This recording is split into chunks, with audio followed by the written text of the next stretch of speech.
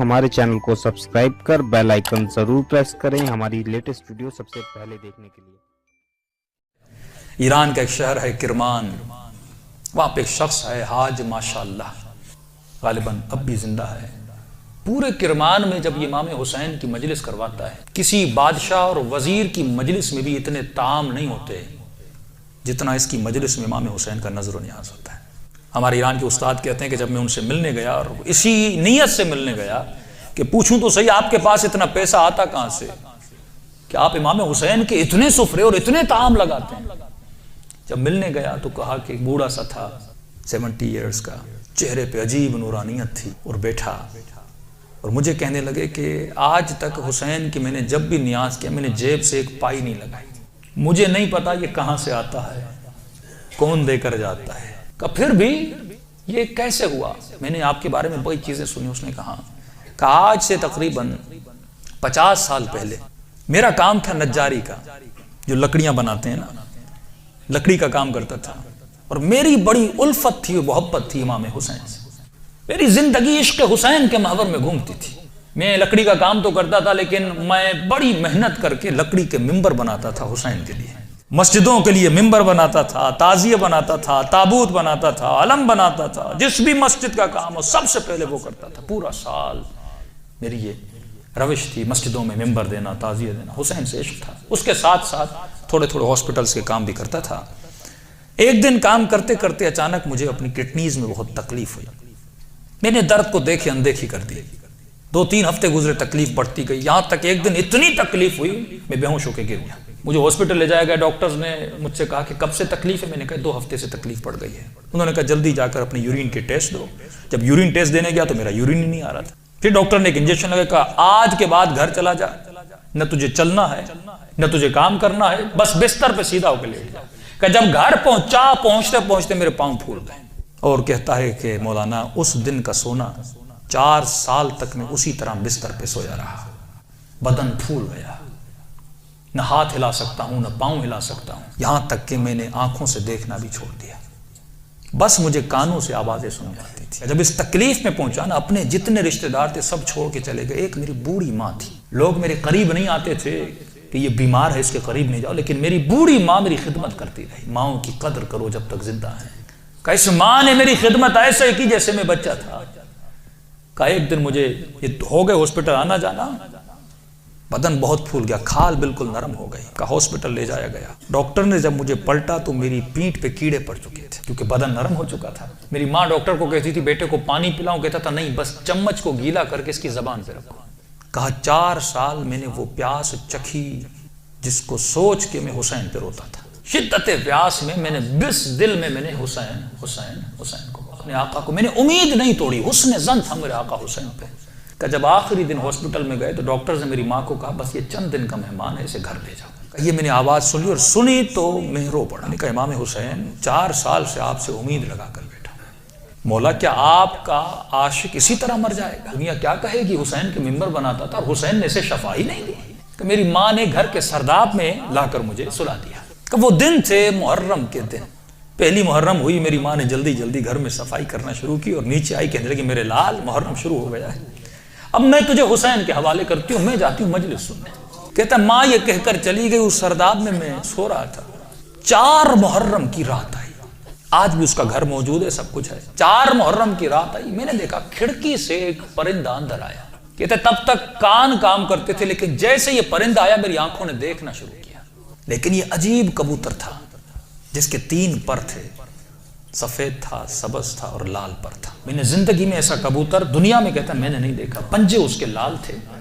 आया और आकर मेरे सिरहाने पे बैठ गया। बैठने के बाद उसने कलाम करना शुरू किया।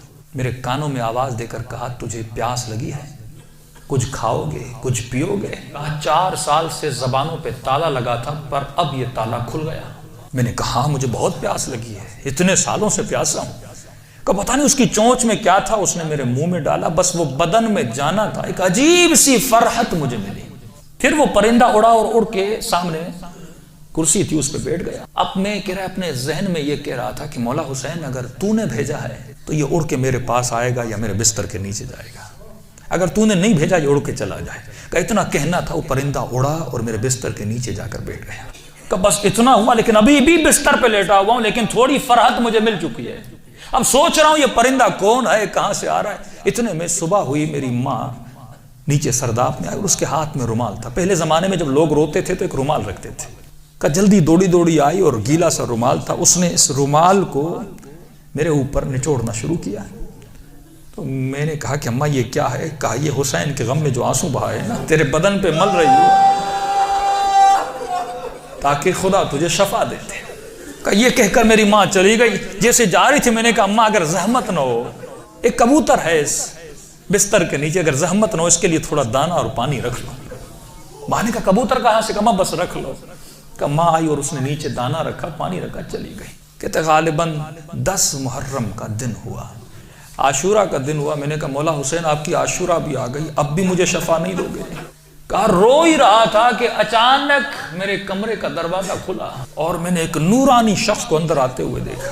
کہ تب بستر کے ساتھ جو کرسی تھی وہاں آ کر بیٹھ گئے. بس میں نے چہرہ دیکھ کے سمجھ گیا یہ میرا حسین ہے. کہتا مجھے نہیں پتا میں نے کیسے سمجھا لیکن میں نے دیکھا, میں سمجھ گیا یہ میرا آقا حسین ہے. کہہ رہا جیسے میں نے امام حسین کو دیکھا, خود کہتے میں نے مولا کا یہ بازو پکڑ لیا اور بازو کو پکڑ کے میں نے حسین کو لپٹنے کی کوشش کی. کبھی بازو کا بوسہ لے رہا تھا, کبھی ہاتھوں کا بوسہ لے رہا تھا.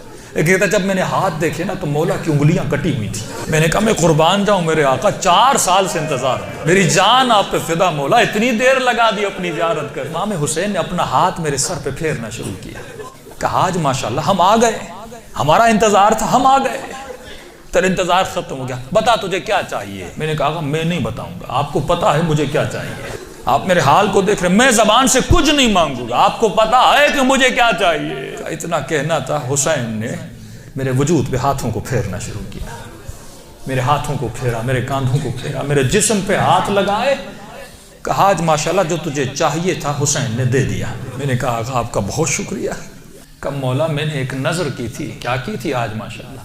مولا میں نے نظر کی تھی اگر آپ مجھے شفا دیں گے میں 10 دن آپ کا نیاز کروں گا, 10 دن مجلس کروں گا اور 10 دن آپ کا نیاز کروں گا. امام حسین نے کہا آج ماشاءاللہ 10 دن اپنی طرف سے کرنا, 8 دن میری طرف سے کرنا. کہا مولا 8 دن کس چیز کے؟ کہا آج ماشاءاللہ 10 دن تو حسین کے لیے کرے گا اور 8 دن میری طرف سے میری اماں زہرا کے لیے کرے گا. یہ کہہ کر حسین چلے گئے اور جب چلے تو میں رونے لگا. اتنے میں وہ پرندہ بستر کے نیچے سے نکلا اور اس نے پرواز کرنا شروع کی. کہتا مجھے نہیں پتا وہ پرندہ پڑھ کیا رہا تھا, حسین آواز میں کچھ کہہ رہا تھا. آواز سن کے میری ماں دوڑتی ہوئی نیچے آئی. اسی نیچے آئی لیکن دہشت اتنی تھی اس آواز میں, میری ماں اندر نہیں آ رہی تھی, پیچھے سے کہہ رہی تھی ماشاءاللہ یہ کمرے میں آوازیں کیسی ہیں. میں رو کر کہہ رہا تھا اماں اندر آ جاؤ, حسین نے مجھے شفا دے دی. یہ بوڑھی ماں دوڑی آئی, کبھی دائیں دوڑ رہی ہے کبھی بائیں دوڑ رہی ہے, کہاں ہے میرا آقا حسین؟ کہا میں بستر پہ بیٹھا تھا, وہ سوجن ہر چیز ختم ہو گئی. کہ یہاں تک وہ کبوتر پرواز کر کے چلا گیا. یہ بوڑھی کبھی کرسی کے بوسے لے رہی ہے, کبھی بیٹوں کے ہاتھوں کو چوم رہی. یہاں میرے حسین کے ہاتھ لگے تھے. روتی ہوئی جب صحن میں آیا, ہمسایوں نے سمجھا یہ مر گیا ہے. دوڑے آئے کہ ماں رو رہی ہے, شاید بیٹا مر گیا. لیکن جب پہنچے کیا دیکھا, اسے حسین نے زندگی عطا کر دی تھی. عزیزو جب یقین ہو نا, یقین نہ ٹوٹے, جب اہل بیت پہ بھروسہ ہو.